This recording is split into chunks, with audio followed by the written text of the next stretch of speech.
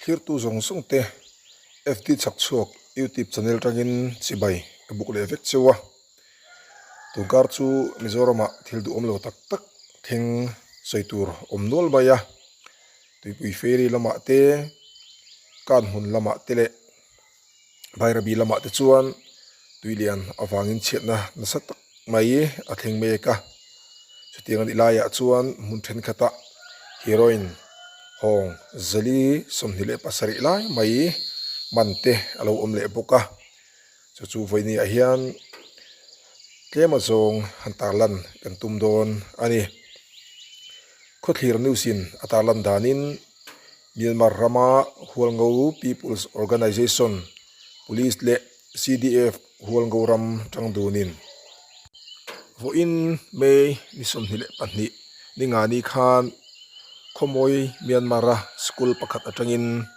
Mizorama thonlu tum Herion Hawng zali somnile pasari anman ti thu atar langa hi zelo khop maya anman namuni sikul ani a nursery sikul alanile ngala school no pang anchi ain anbangang ema police melte anan mu a thingkhat chu laule thabarin tapchu chu mai ni heti anga Mizoram rod thlen ma aman ani hi police te anfak omhle maya tunhuna hian julai a anman live vel video te chu kan tar lang dona tuna lo clear how don ani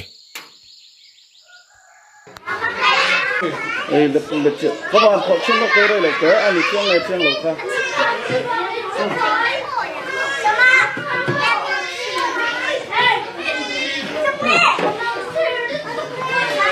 Đúng rồi. Xua đây. Chúng này tu vật tu ka. Để tầm có hồ anh sang này.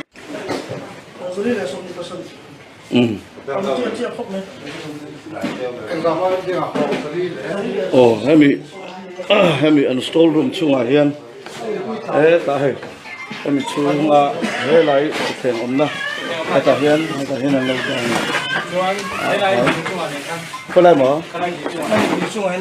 đó hay lại, em mới ra chung à, bỏ hiền là lâu đó, còn dân đi chung đó,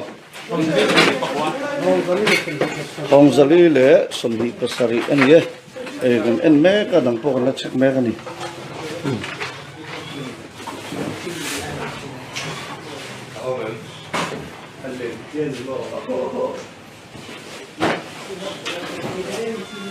Chào em.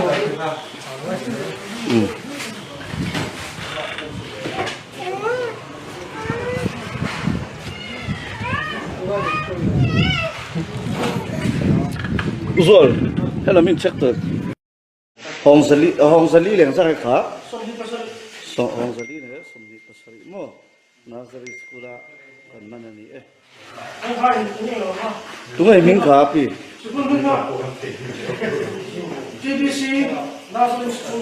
TBC nursing school mo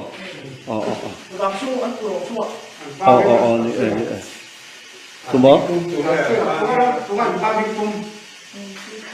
ngon suy thằng mo đấy